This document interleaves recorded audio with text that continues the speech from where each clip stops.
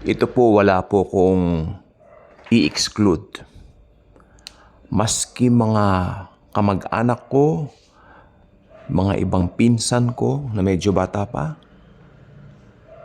mapapansin po natin yung generation gap, no? Ako as a millennial, ikukumpare mo ko doon sa mas bata sa akin na tinatawag na mga Gen Z, meron pong kaibahan yung generation natin sa kanila. At yung mga mas bata pa sa Gen Z, yung mga bata po ngayon, ito lang po, nangyari lang po ngayon, kapitbahay po namin, inuutusan ng kanyang mother, isang 10-year-old na bata, babae, kung makasagot, wagas. Lagi pong nakaharap sa cellphone.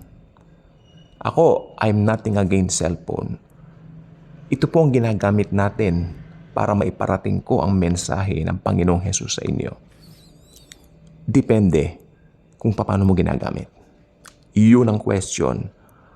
Yun ang tinatawag na punto ng pag-uusap na ito. At ang behavior ng mga bata ngayon, makikita po natin na sobrang iba na kumpara nung mga bata pa tayo. Okay? At may magsasabi naman sigurong mamimiloso po, huwag mong ikukumpara kasi iba-ibang generation. Yan po ang pinakamalaking pandarayan ni Satanas. Huwag ikukumpara. Kumbaga, as if you were saying, okay lang na ganyan kasi ganyan talaga. No. Ano ang silbi ng Biblia kung ganyan ang iyong tinatawag na pagdadahilan? Pangangatwiran. Nagkakaedad po tayong lahat at ang nakakatakot nito, pag tumanda na yung mga batang yan, anong klaseng ugali mayroon ang mga ito? At mas worse, yung mga susunod.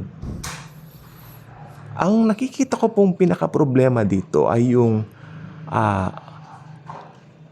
paliwanag ng isang scientist na ang radiation nakakaapekto sa utak, behavior, at sa moods ng mga tao. Forgive me for the dog, malamang malakas na naman yung marinig nyo na nag-iingay yung aso. At saan po ba tayo? Ayun, nakakaapekto po ng moods. Alam niyo po ba kung bakit mas maraming nade-depress na mga kabataan? Dahil po sa masyadong expose sa mga ganyan, di po ba? Alam niyo po ba kung bakit sa TikTok kung ano-anong ginagawa ng mga bata, mga kabataan? Kasi insecure po sila. Mga insecure po, doon nila itinatago yung kanilang mga insecurities sa mga bagay na ganon. Ang mapangit pa po rito, yung mga hindi totoong mga bagay, they try to pretend na ganon sila. I mean, kung ano yung sitwasyon nila, they pretend na masaya sila. Pero ang totoo, hindi po. Meron pong kulang sa buhay. Dapat habang bata pa lang po, itry nating i-share si Jesus sa kanila. Hindi natin nakikita. Binigyan mo ng tablet yung anak mo. Oo, nanonood siya. Pero anong malay mong pinapanood niyan kapag ka nag-iisa na? Makikita po niya na sa picture, that is the perfect depiction of what I'm trying to tell you. What I'm trying to say here is, tignan niyo po yung litratong ito. Yan. Sinong behind? Si Satan. Satan ay talagang talunan na, kaya gagawin niya lahat ng paraan para makakuha ng maraming kampon. Tandaan niyo po yung sinabi ko sa inyo. 3 taong gulang na bata, bihasang-bihasa sa pagmumura. Minsan kakausapin ko na yung parents sa magandang paraan na hindi maganda yung ganon.